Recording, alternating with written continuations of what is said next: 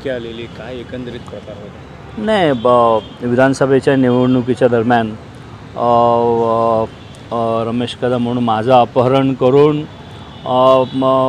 खंडणीचा प्रयत्न आणि जीवे ठार मारण्याचा प्रयत्न पुण्यातल्या एका नामचीन गँगच्या काही लोकांकडून करण्यात आला। त्या संदर्भातल्या ऑडिओ व्हिडिओ क्लिप सुरुवातीला व्हायरल झाल्या। त्या क्लिपची ॲडिशनल SP लेवलला PI लेवलला तपासणी झाली आणि त्या ऑडिओ व्हिडिओ क्लिपमधली जे सिरियसनेस होता किंवा ग्रॅव्हिटी होती ती लक्षात घेऊन पोलिसांनी तपास केला आणि पोलिसांनी या गुन्ह्यामध्ये 3 आरोपींना अटक केली।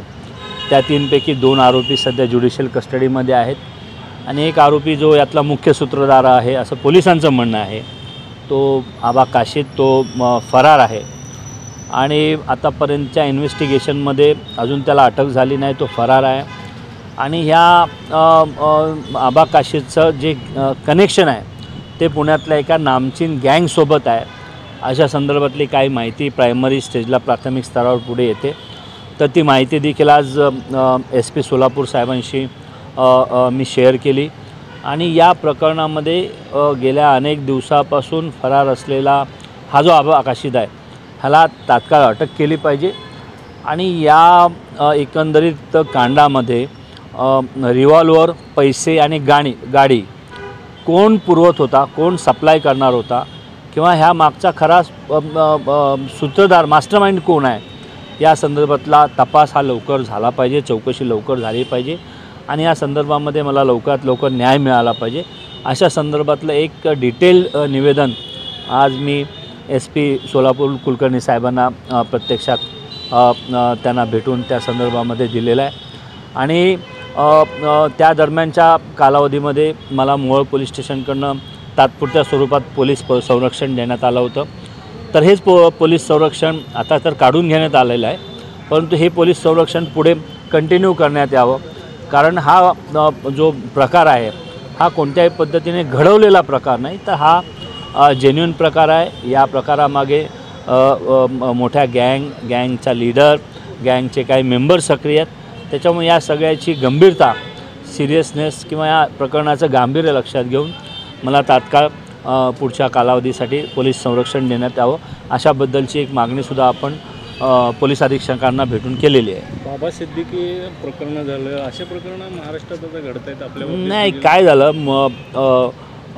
मुंबईचे जे माजी आमदार आहेत बाबा सिद्दीकी, त्यांना तर त्यावेळेला पोलीस संरक्षण होतं आणि पोलीस संरक्षण असताना देखील केवळ 50,000 रुपयासाठी, म्हणजे जी आरोपी त्या हत्याकांडामध्ये अरेस्ट केलेले आहेत त्यातल्या 3 आरोपींना 50,000 हजाराची एवढे मामूली रक्कम देऊन त्यांच्याकडनं तो खून करवून घेण्यात आला।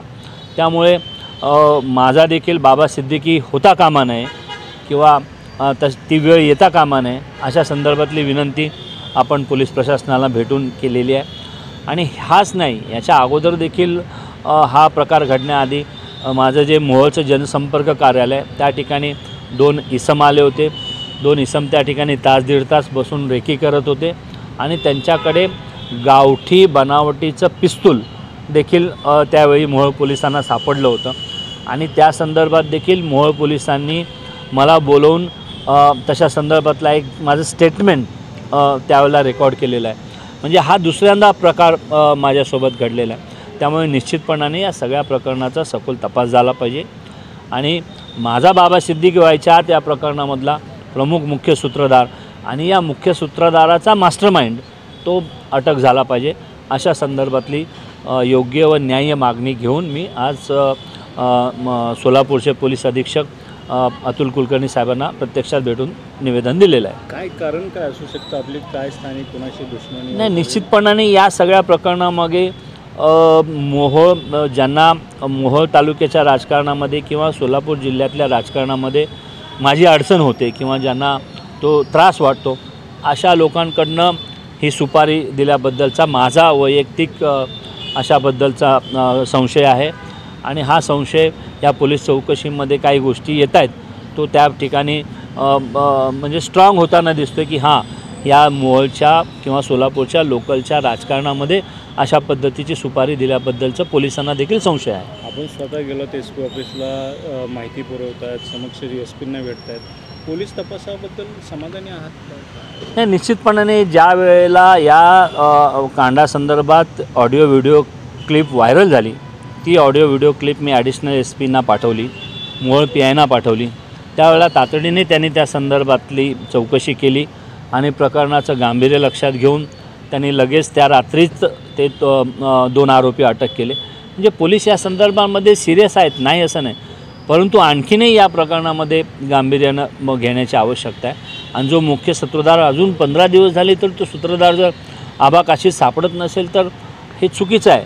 म्हणजे उद्या जर त्याने तो ॲब्स्कॉन्ड असताना जर पुन्हा माझ्यावर अशा पद्धतीने हल्ला केला किंवा नवीन लोकांना आताशी धरून जर वेगळं काहीतरी खुनाचा प्रयत्न किंवा खून करण्याचा कोणत्या पद्धतीचा आणखीन काही कट हे केला तर या संदर्भाला निश्चितपणाने उद्या फार मोठे एक विषय या एकंदरीत कांडाला एक वेगळ्या पद्धतीची कलाटणी लागू शकते. हे आरोपी आबा काळे असेल किंवा इतर यातल्या कोणाला आपण ओळखत आहे का? नाही, ह्यातल्या एकाही आरोपीला मी कधी भेटलो नाही. ह्या आबा काशीदचा माझा कुठल्याही दुरान्वये संबंध नाही. परंतु हा आबा काशीद निश्चितपणाने सोलापूर आणि मोहोळच्या काही लोकांच्या संपर्कात होता. या संदर्भातली प्राथमिक माहिती माझ्याकडे आहे.